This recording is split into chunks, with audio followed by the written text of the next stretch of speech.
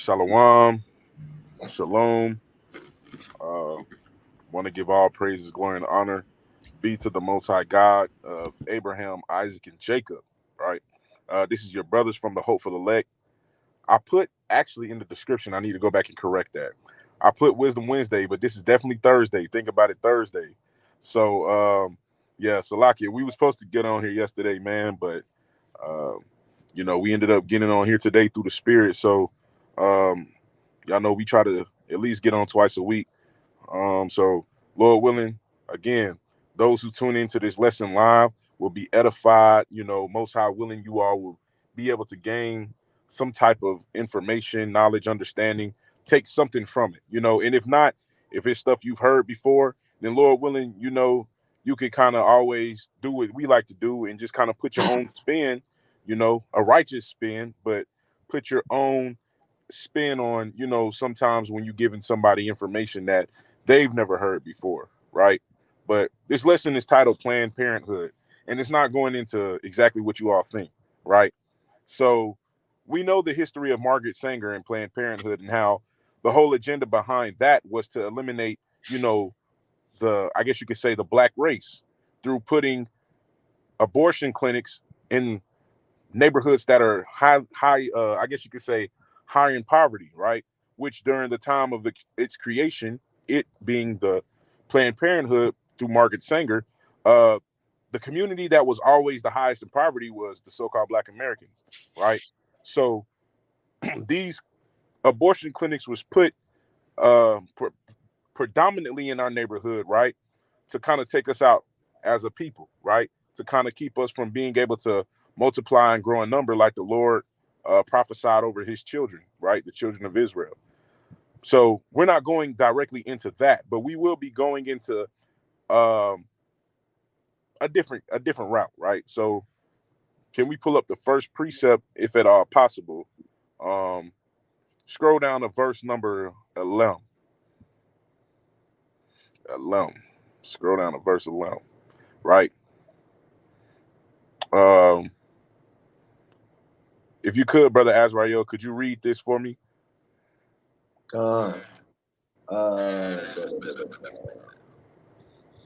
What's the title? Jeremiah 29:11. Jeremiah chapter 29, verse 11.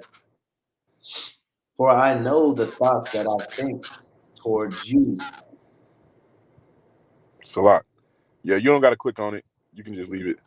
Towards you, saith the Lord, thoughts of peace and not of evil, to give you an expected end. Right.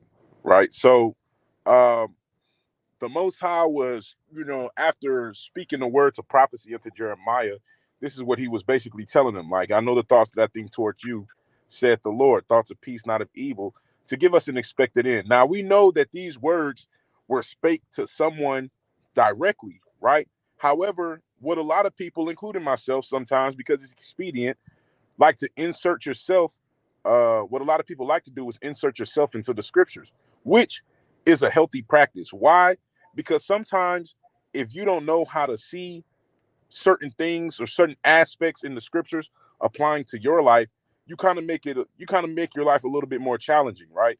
You probably can't understand certain things because certain things you just feel like, oh, well, that wasn't spoken to me or written to me. Now, granted, don't take that as clickbait or soundbite me and run with a whole nother context to it. I'm speaking specifically to the point of sometimes it's okay to insert yourself where even though the Lord was talking to Jeremiah, you maybe can see that you're dealing with some of the things that Jeremiah went through, seeing his people taken into captivity, seeing your people not listening to the Lord, seeing things happen that cause your people to live a certain lifestyle, right? Or cause your people to be under subjection to certain things. This is all the things that Jeremiah was seeing. So a lot of times we got to put ourselves in the seats that the prophets were in, right? To better understand what the Lord was portraying to the prophets, right? So if you could read that one more time. For I know the thoughts that I think towards you, saith the Lord, thoughts of peace and not of evil, to give you an expected end. Now this again was prophesied, right? But via the Most High God. I'm going to take a turn to say specifically to his people, right? Israel. This is what he had in mind for them, to give the children of Israel an expected end. He had nothing but thoughts of peace toward them. He didn't have thoughts of evil towards them. How can we prove this? Let's go to the book of I said Exodus, right? Let's go to Exodus chapter 19, right? Let's go to Exodus 19. I said 34. We'll go to 34 in a few. But again, this lesson is titled Planned Parenthood, right? Because as parents, and as a parent myself, and as brothers on the screen are parents, we have a plan that we want for our children. We want to raise our children a certain way. We don't want our children to be exposed to certain things that we were exposed to. We don't want our children to partake in certain things. We want our children to obey our voice, right? We want our children to be on a solid foundation and not, flow like the grass in the wind, right? We have expectations as parents for our children. So this is kind of our version of Planned Parenthood, the same way the Most High had a plan for his people. Let's start at Exodus 19. Let's start at verse number 4. Exodus Start at verse 3. Salakia, start at verse 3. Exodus 19, starting at verse 3. And Moses went up unto God, and the Lord called unto him out of the mountain, saying, Thus shalt thou say to the house of Jacob, and tell the children of Israel, Ye have seen what I did unto the Egyptians, and how I bare you on eagle's wings, and brought you unto myself. Uh-huh. Now therefore, if ye will obey my voice indeed, and keep my covenant, And do what? and keep my covenant, Uh-huh. then ye shall be a peculiar treasure unto me above all people, for all the earth is mine. So the Lord specifically told Moses to tell the children of Israel, you seen what I did for you. If you keep my covenant, right, I'm going to put you above all people because I rule all over the earth. The entirety of the earth is mine, but I'm going to make you the people above all people on the face of the earth. That was the Father's plan for the children of Israel, right? That is his planned parenthood. Let's read verse 6.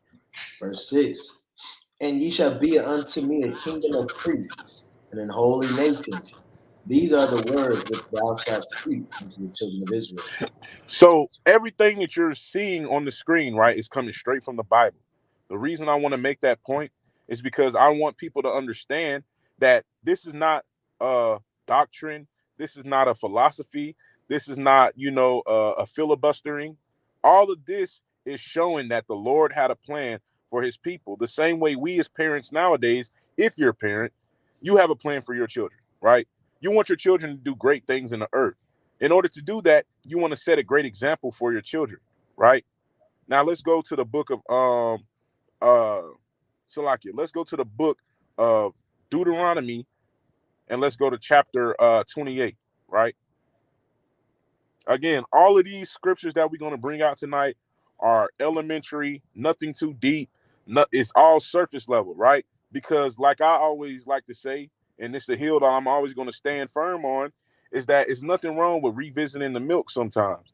I didn't ate a lot of meat, man. A lot of people who eat food in life, you eat, and at some point you got to take a little sip of that drink to help you kind of wash that food down. The same way I like to do when it comes to the scriptures. You get into the meat, you get the bread, right? But sometimes you got to go back to the milk, man, to help you kind of wash that meal down. So let's start at verse number 1. Verse number 1. And it shall come to pass, if thou shalt hearken diligently unto the voice of the Lord thy God, to observe to do all his commandments which I command thee this day, that the Lord thy God will set thee on high above all nations of the earth.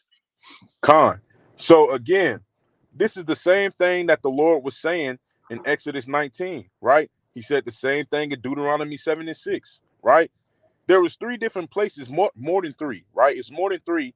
All throughout the law, the Torah, the first 5 books of the Bible, you can kind of see a trend, especially after the Lord delivered the children of Israel out of the hand of the Egyptians, how the Lord kept saying, I want to make you this great nation of people. I want to make you above all people, right? And this is his plan for us, right? Now, with that plan comes a certain way of living, right? So that's why the brother just read Deuteronomy 28:1, because it says, if we shall hearken diligently unto the voice of the Lord thy God, just like we read in Exodus 19, where it said, if you keep my covenant, right, you will be blessed. You will be this great multitude of people. Now let's jump down to verse 15.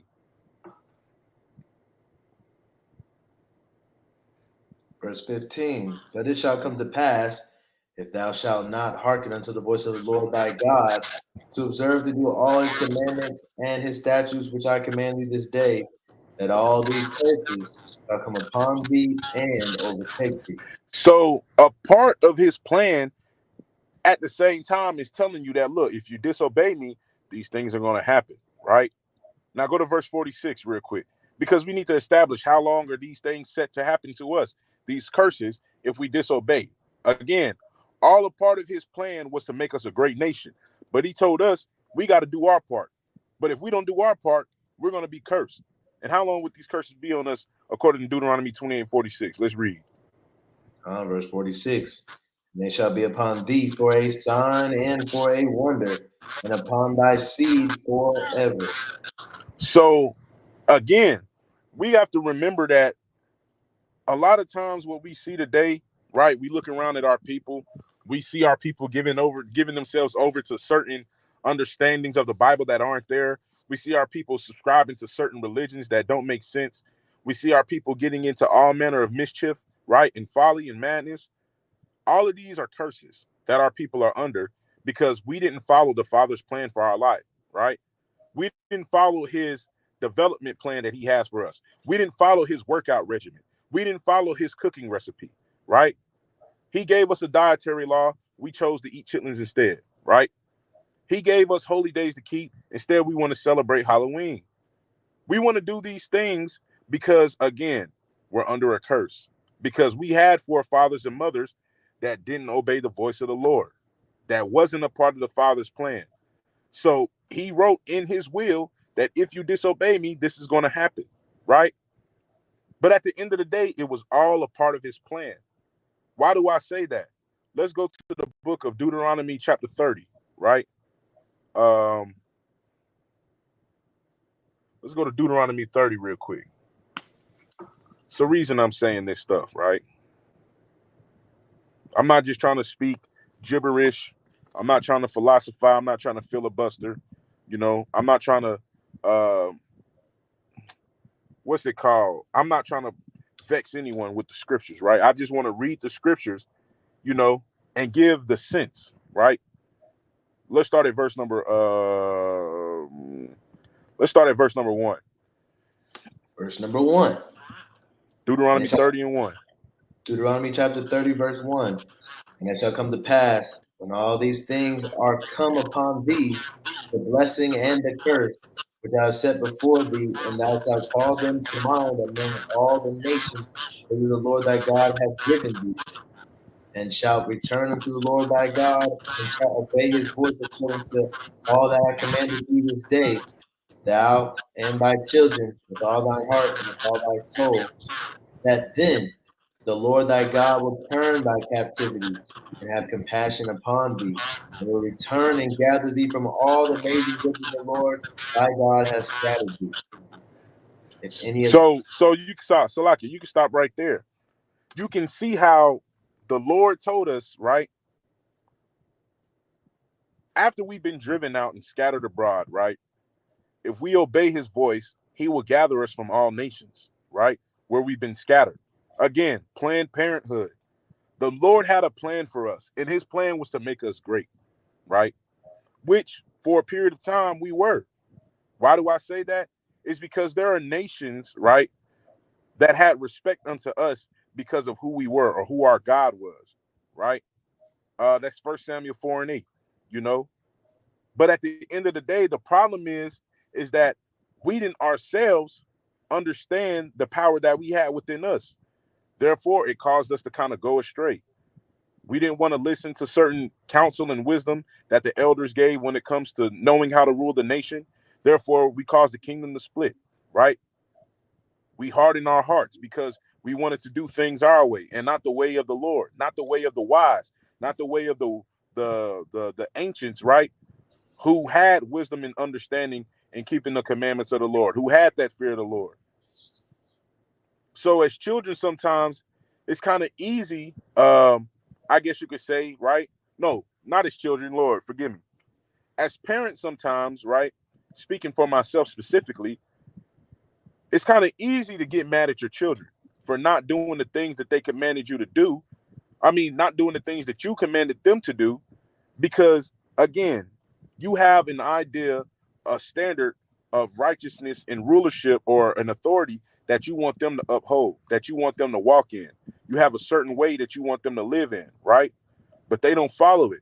So sometimes you get upset. You got to kind of draw that anger back sometimes, right?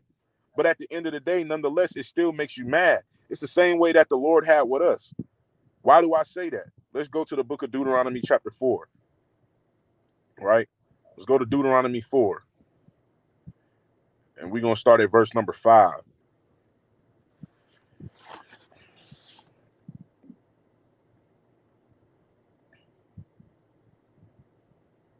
Deuteronomy chapter 4, starting at verse 5.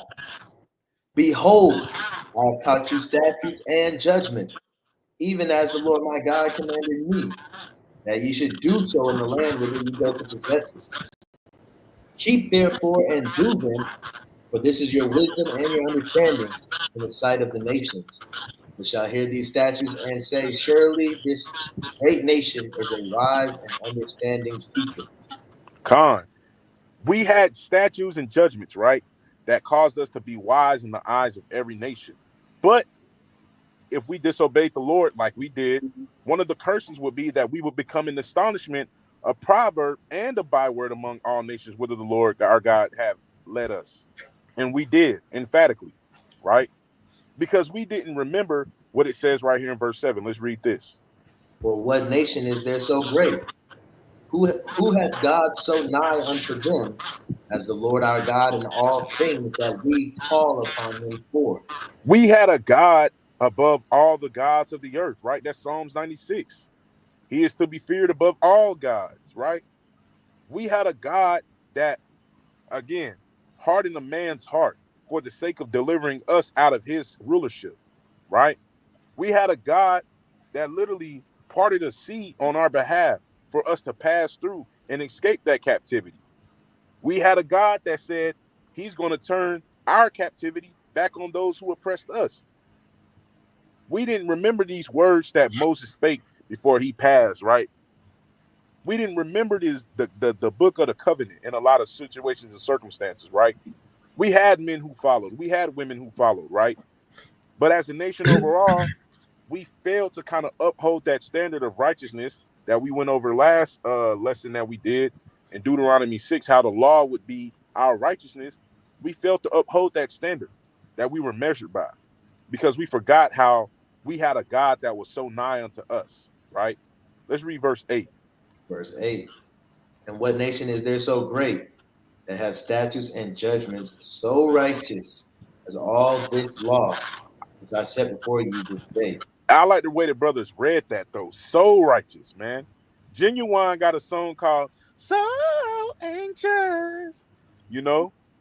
But don't judge my singing skills, but this law was so righteous, you know? This law was smooth like wine, man. This law, it's like butter on bread, you know what I'm saying? Warm, fresh out the oven bread, right? You know how that butter just kind of just like rolls off the knife, man, and it just kind of spreads so evenly, and it spreads so magnificently, right? Brother I'm must giving have fasted personification. today. You said what? So the brother must have fasted today. Man, I'm just giving an example on how this law, right? Hey, this law was all we ever needed, right? Let's go jump real quick. We're going to go back to Deuteronomy 4. Let's jump real quick to Deuteronomy 8 and 3, right? Let's go to Deuteronomy 8 and 3 real quick. The reason I'm speaking about the bread, man, is because Deuteronomy 8 and 3, right? It tells us something. What does it say? The book of Deuteronomy, chapter 8 and verse 3. And he humbled thee and suffered thee to hunger and fed thee with manna, which thou knewest not, neither did thy fathers know, that he might make thee know that man does not live by bread only, but by every word that proceedeth out of the mouth of the Lord doth man live. Hey, man, we don't just live by bread alone, but we live by every word that comes out of the mouth of the Lord. And this law came out of the mouth of the Lord, and it was better than the bread that we could eat. It was better than the manna that we were being fed. It's not about understanding that, oh, there's a dietary law for us to follow, so I got to follow it so I don't die, right? It's about understanding that every single word that the Lord spake, you got to live by, or else that could kill you too. It doesn't matter if you don't eat anything that the Lord told us not to in Leviticus 11, but if we don't follow his development plan for us, we don't keep the Sabbath holy, we don't celebrate his holy days, we don't remember the words of this covenant, those are things that could kill us too. And people forget that. Go ahead. Yeah, man. All of this is training us. You know what I'm saying? All this was to do was to train us to listen to the Father's voice and to obey him. Right? A lot of people nowadays would be like, if God loved me so much, if God loved our people so much, why am I out here starving? Right? They hit him with the Brandon T. Jackson. I can't eat, God. And you got the power to fix that. You got the power to change that. Right? But God hears, he said he humbled thee by suffering us to be hungry. Right? He brought us, hey, he brought us from our prideful state down here because he made us hungry. And I'm saying that because it sounds inhumane. But when, for example, if you have a pet, right, might have a pet lizard, a pet dog, you might have a horse or a cow. You're gonna starve that animal and give them treats when it's time to learn. So that way they want the treats so much because they've been starving all day that they have to listen to your voice. They have to listen to your commands, right? And it may sound or look inhumane, but at the end of the day, once they're trained, to everybody else, that was saying that, oh, that's inhumane or that's not right, everybody's looking at this trained animal and like, dang, that's a well kept animal, right? They think because your animal's trained that you take care of your animal now. That's all the Most High God was trying to do to us, man. Humble us to where we listen and obey his voice. He's trying to train us, train up a child the way that and he won't depart. But Con, are you? I'm not even joking when I say that was the next precept I was pulling anyway. It's a good segue through the spirit. So can we jump there real quick? Proverbs 22:6. Proverbs 22:6, man. That was literally the next precept I was pulling. I promise you, before the brother quoted it, the Most High is my witness. That is this precept I had in my head. I was like, yeah, we going right there, man. Because the brother used a specific word, train. What does it say? Proverbs 22:6. It says, train up a child in the way he should go, and when he is old, he will not depart from it. Right? Brothers have dogs. They got to train their dogs a certain way. And like he just mentioned, certain people may not like the way your dog is trained. But see, the difference is everybody has to understand that certain owners have certain purposes for their animals. So everybody's animal training is going to look a little different, right? You have people that have dogs for home defense, so they teach them to be aggressive on command or, at the sign of, I guess you could say, trouble, right? To an extent, right? And forgive me if I'm wrong to those who train dogs for self-defense. I may not be using the right terminology, but you know what I'm saying, right? You train your dog to be ready for certain situations and scenarios to happen. Some brothers, some people train their dogs to be hunting dogs, dogs for hunting and specific types of hunting, right? Every dog is not a hound dog where they have a strong nose, right? But every dog is not also a dog that's good at retrieving. Some dogs are good at pointing. Some dogs are good at a lot of different things. So they have to be trained, especially to their abilities, right? But at the end of the day, I'm saying all that to say, like the brother just said, the Lord had us trained and he was training us a certain way because he wanted us to be a certain way. If we could go to the book of Deuteronomy chapter 7 and verse 6, right? This is the way the Lord wanted us to be. It said the same thing in Exodus 19. It said the same thing in Deuteronomy 28 and 1. It says the same thing in Deuteronomy 14 and 2. This is what it says in Deuteronomy chapter 7 and verse 6 when the brother pulls it up. Right? Come. Con. Deuteronomy 7 and 6. For thou art an holy people unto the Lord thy God. The Lord thy God has chosen thee to be a special people unto himself above all people that are upon the face of the earth. Right. Hey, and when you got to understand that we're not reading these in our interpretation. We're reading these in context, right? This is not a doctrine that we're putting together. The Lord told the children of Israel that I want you to be all above all people that are upon the face of the earth. That's why 3 chapters earlier, it says, for what nation is there so great that had a God so nigh unto them in all things? That's why it says we had a law that would other nations would look at us and say, man, this is a wise and understanding people, man. You ever look at somebody, right? And we probably don't do it now because we try not to praise man, right? But maybe in times past when you weren't in the knowledge of the truth, you probably looked at a man and said, dang, man, brother got a lot of wisdom. Sometimes I do that now, being in the truth, right? So you have conversations with certain brothers, you have conversations with certain elders. You say, dang, man, elder is wise, right? It just be like that sometimes. Sometimes you just see that spirit on people, or you just in the presence of someone that makes you kind of sit back and appreciate the wisdom that the Most High had given them, right? But again, at the same time, that's how we were supposed to be as a nation, which required us to live a certain way, right? Can we go to the book of Exodus? I was going to go to 34, but let's go to Exodus chapter 22. Salakia, Exodus 20. Let's go to Exodus 20. Let's start there. And you can leave it big, right?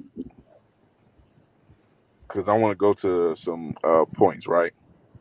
So, what I was going to say is a part of the Most High's plan, right, is understanding first that, hey, he's the Lord, he changed not, which means his plan does not change. Just same way it was his plan to make us that great nation if we obeyed him, it's the same thing. His plan is still to gather us from all the lands he scattered us and put us back to where we need to be, on top, like we read in Deuteronomy 30. I am the Lord, I change not. Therefore, ye sons of Jacob are not consumed, right? So part of his plan is giving us a covenant, right? Like we're reading now in Exodus 20 that we had to follow, right? Now let's jump down to verse number, go down a little bit more. Scroll up. Wait, scroll up. I think I just passed. Oh, no, right. It was right there. Verse 12. Right. Let's read verse 12. Exodus 20 and 12. Exodus 20 and verse 12. Honor thy father and thy mother, that thy days may be long upon the land which the Lord thy God giveth thee. Right. We had to honor our father and our mother. Right. It's the first commandment with a promise, like it mentions in, I want to say that's Colossians 6 and 1, if I'm not mistaken. I could be wrong, but I think that's Colossians 6 and 1, where Paul is saying, for this is the first commandment with a promise. Right. This is the first commandment you see that says, if you do this, you'll get this in return. The rest of them just say, thou shalt have no other gods before me. And then thou shalt not make any graven images. You shall not bow down yourselves, serve them, nor worship them, And then it goes on and on. But this is the only commandment that it says, honor thy father and thy mother, that if you do this, your days will be long upon the land which the Lord giveth thee. And that's not by accident. Let's go to the book of Proverbs chapter 7 and verse number 2. Right? Honor our father and our mother, that we may live long.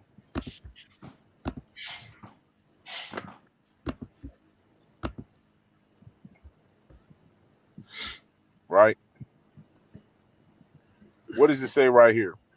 The book of Proverbs, chapter 7 and verse 2. Keep my commandments and live. And do what? And live. Uh-huh. And my laws as the apple of thine eye. Hey, look, we're supposed to honor our father, right? We're supposed to keep his commandments, the Lord's commandments. And if we kept his commandments, we would live. Just like the verse said in Exodus 20, that our days may be long upon the land whither the Lord our God shall lead thee. When we're breaking God's commandments, we don't live long. When we're eating all these abominable foods, and let's get the record straight, man. I tried to say this before on the live, and I think I kind of got fumbled over my words, so I'll re-say it again. I'm a bigger brother, right? And that camp, sometimes, man, you know, small people see a big dude and they just automatically assume glutton, right? That's some of the first things people say. Sometimes I've had it happen on a few occasions, but that's one of the first things people say if myself is giving them advice on the dietary law. They run to, oh, glutton, glutton. I want to say it like this, man. Just because you're keeping the commandments, right? You're not eating abominable food, does not mean that everything you eat is considered healthy. I understand that, right? But that's not the point of why we teach to keep the dietary law. The point we teach to keep the dietary law is that, again, the Most High God commanded us not to do these things so we could live, right? It's not a health advice, because the Lord didn't say that we couldn't eat cookies, right? Now, cookies may be made a certain way, so certain cookies or certain brands of cookies you can't eat because, oh, they got a little pork in it or they got a little gelatin in it, you know. But at the same time, there are certain brands of cookies that you can eat because they're lawful to eat, right? So you eat them. But I'm not going to get off on a whole sidebar. What I'm saying is that this law was to teach us to obey the Father, right? It's not so much necessarily as a I guess you could say a means to live a healthy lifestyle to an extent. Not saying that it isn't. I'm not saying that it isn't. I'm just not saying that that wasn't the actual purpose that the Lord was trying to make us a nation of people that had six-pack abs and could run 50, 60, 70 miles, right? But all I'm saying is that, again, keep his commandments and live, right? So even in, you know what I'm saying, a lot of brothers and sisters, you know, weight loss journey or whatnot, whatever you have it, they're keeping the commandments 9 times out of 10. I say this to myself all the time. I say, man, I'm grateful for the commandments of the Lord because I'm a big dude now, you know. I just could only imagine how much bigger I could potentially be if I was still giving into certain eating, I guess you could say eating certain foods like pork, you know. We see what certain foods like pork, shrimp, crab, lobster does for our people. And it's not necessarily a good thing, right? It causes us to have gout, high blood pressure, all these diseases that cause us to wind up in the hospital, right? Or even worse, pass away. So I thank the Lord sometimes that, again, we have this law because this law allows us to kind of live, right? And it's not even a kind of allows us, it does allow us to live when we obey it, right? But again, the Lord doesn't change. The same thing that which had been is that which shall be. And that which had been done is that which shall be done. There's no new thing under the sun, right? You have something to say? Nah, just saying, Con. Con. So saying all that to say, man, again, the Lord had a plan for our lives, right? He had a plan for each and every one of our lives, and that's to do us good. We're gonna go a couple more precepts and then we're gonna shut it down. Let's go to the book of Nehemiah, chapter 9. I want to take a turn here. Nehemiah 9. I want to take a turn here. We finna get off this thing very shortly. Now, the reason I want to go to this chapter, right? We can read start at 26. Start at 26. Nehemiah 9 and verse 26. Nevertheless, they were disobedient and rebelled against thee, and cast thy law behind their backs, and slew thy prophets, which testified against them to turn them to thee, and they wrought great provocations. Right. So we had a law again. The Lord gave us a law, and he told us if we keep this law, we'll live. He gave us a commandment in Exodus 20 and 12, honor thy father and thy mother that the days may be long. But what did we do? We forsook the covenant that our father made with us. and we were disobedient and rebelled, right? So let's read verse 27. Verse 27, therefore thou delivereth them into the hand of their enemies who vexed them, and in the time of their trouble, when they cried unto heaven, and according to thy manifold mercies, thou gavest them saviors who saved them out of the hand of their enemies. It's just like when we have children nowadays, man. We tell them not to do something. You might say, ah. You might say, hey, don't do that. You know, you might say these things, right, to get them to hearken unto what you're saying, because you foresee the danger. You foresee what can happen if they do this or do that. So you tell them, no, don't do it. But then they go to do it anyway. My son, my youngest son, Trey, man, Adriel, he likes to climb up on chairs and stuff now. He's good at it now, but sometimes he tries to reach for things that he can't reach, or he tries to lean and grab stuff that he can't grab, or he doesn't understand that he's not going to be able to get to it, and he'll fall. You know what I'm saying? And one of the things I do is when I see him doing that, is I say, hey, I quickly joke and I say, hey, or I say, you know, just to get his attention. But he doesn't listen. And what happens to him? He hurts himself. And then he starts wailing. The same way we wailed to the Most High when we were sent in captivity for breaking his covenant, his commandments, right? For the Lord had to send us saviors time and time again who saved us from the hand of our enemies because we were disobedient, right? And again, all of this is part of his plan to save us, to rescue us, right? But let's read verse 28. Come on. Verse 28, but after they had rest, they did evil again before thee. Right. Therefore, So Salakia. So even after the Lord saved us, right, we still did evil, right? Even after he gave us saviors, the saviors would come and play their part, right? According to the prophecies, according to, you know, the ordinance of the Lord, but yet we would still take a chill pill for a moment. We'll say, thank Lord I'm saved. And then we'll go right back to doing it again, right? Let's go to the book of Matthew 26, and we'll end it in this chapter, right? Matthew 26. I want to make a point, right? And you can keep it big. I want to start at the specific verse. Wait.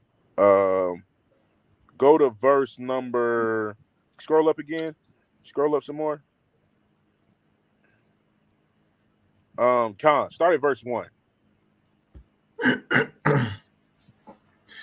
Matthew 26:1, and it came to pass when Jesus had finished all these sayings, he said unto his disciples, ye know that after 2 days is the feast of the Passover, and the Son of Man is betrayed to be crucified. Right. So Christ is sitting up here saying, like, look, hey, it's about that time for me to, depart from you all, right? Now, people have to remember, what was the purpose of Christ? What did Christ come to do? What did Christ come to fulfill, right? Let's jump down. Let's jump down in the chapter. Can you scroll a little bit? Keep scrolling. You can keep scrolling because it's going to be further down. I can't. All right, so no, stop right there. Slakia, no, that's not it. That's not what I'm looking for. Keep scrolling. Let me see. It's it's a part in here where it says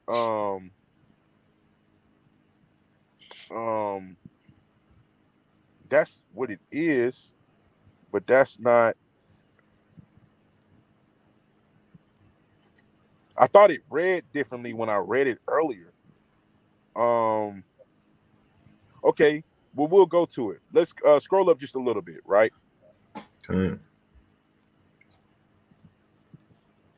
Scroll up just a little bit.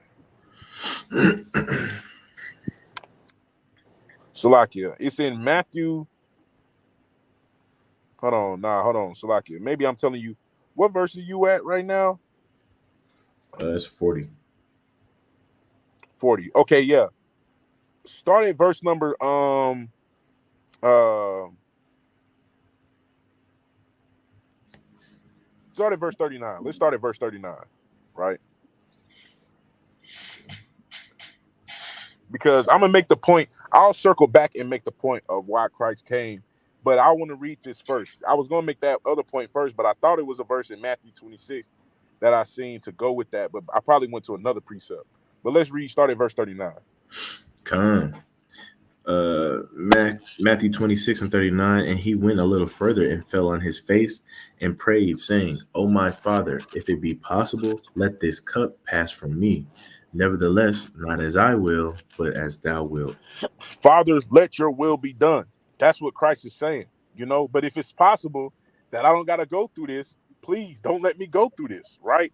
This is the prayer that Christ prayed. And he prayed this prayer 3 different occasions, right? He prayed this prayer 3 different times. Read in verse 42. Let's jump down to verse 42. Verse 42, he went away again the second time and prayed, saying, O my Father, if this cup may not pass away from me, except I drink it, thy will be done. Right. Now read verse 44. Verse 44, and he left them and went away again and prayed the third time, saying the same words. See? So Christ prayed 3 different occasions, right? And Lord, if it's possible, let this cup pass from me. But at the end of the day, if it's not, let your will be done. Now, I'm not reading that to say, to turn it into a lesson about, Christ himself. What I'm reading this is to understand that the Lord has a plan, right? He has a plan. Again, remember, he sent us many saviors, right? Let's go to Acts chapter 5 and 29. Acts 5, you can keep it wide. Let's start at Acts 5 and 30, actually. Acts 5 and 30. It says the same thing in John 11. There's other precepts that we could have went to in 1 John, the book of John, but I like going to Acts 5 and 30 and 31 because it's just very clear and concise about the purpose of what Christ came for. It says the same thing in Matthew 1. I mean, there's so many other precepts. Christ out his own mouth in Matthew 15. But let's read this. Acts 5 and 30. The God of our fathers raised up Jesus, who you slew and hanged on a tree. Mm-hmm. Him has God exalted with his right hand to be a prince and a savior, for to give repentance to Israel and forgiveness of sin. So the Lord Christ, right, was manifested to take away the sins from the children of Israel, right? It says the same thing in Luke 24, where it talks about he came to fulfill the things concerning him, right? The prophets prophesied of him. All of this was a part of the Father's plan to restore his people, to take away the sins that we committed when we broke his law, when we forsook his covenant, right? All these things had to happen for a specific reason, for the Lord to give us an opportunity to be, I guess you could say, adopted, grafted in, receive the glory that he promised us that we would receive in Deuteronomy 30, when he told us he would put he would turn our captivity onto the heathen, right? Again, all of this was part of his plan. The same way you might go rescue your son or your child, you might go do something to get them out of a situation that they're in. It's all a part of a plan. And sometimes we got to sit back and examine the plan of the Lord, and we just got to be grateful for it. And we got to pray the same prayer that Christ prayed. Not necessarily, Lord, let this cup pass from me, but more so, Father, let thy will be done. Them the type of prayers that we got to pray, because all a part of the Lord's plan, going back to Jeremiah 29, is that, hey, he wants us to have a life of peace and not of evil, to give us an expected end, right? But again, it doesn't say a beautiful ending. It doesn't say a happily ever after ending. It says an expected ending. So, summing it up in short, and I'll close after this. Remember, Jeremiah 29:11, expected ending. If you follow the Father's plan, his plan that he had for our lives, you will more than likely, 9 times out of 10, if it be the Lord will, receive that glory and honor and that eternal rest, right? But if you follow the plan of the world, right? If you listen to the world and you forsake the covenant of the Most High God, the only thing that you should expect in the end is to receive death, damnation, and eternal destruction, right? And nothing else. So, in closing, right, all of this is saying that the Lord had a plan for our lives, right? He wanted to make us great. And he did make us great for a time, but we transgressed. We forsook his law. He still sent us saviors. But after we were saved, after we cried our tears and thanked the Lord, we went right back to the same evil. That's why we had to have Christ come, right? And even after Christ's death, burial, and resurrection, you still got brothers and sisters going off into folly and madness till this day, right? But Lord's will, again, that our hearts be changed to serve the Most High God and Him alone, right? And keep His covenant so that way we can receive those promises that are mentioned all throughout the scriptures and where it talks about in Romans 9 from the words of our beloved brother Paul, right? But with that, I ain't got nothing else to add. Do brothers got something they want to add unto the lesson?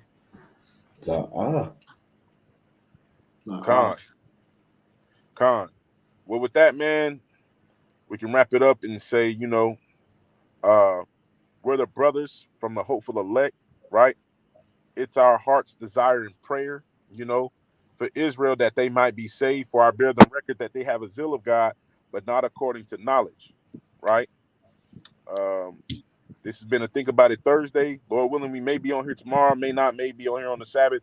It's of the Lord. So tune in then. But most high willing, y'all have a great working week. For those who have a new moon tonight, Ashar Kadash Yarak and Shalom. Shalom.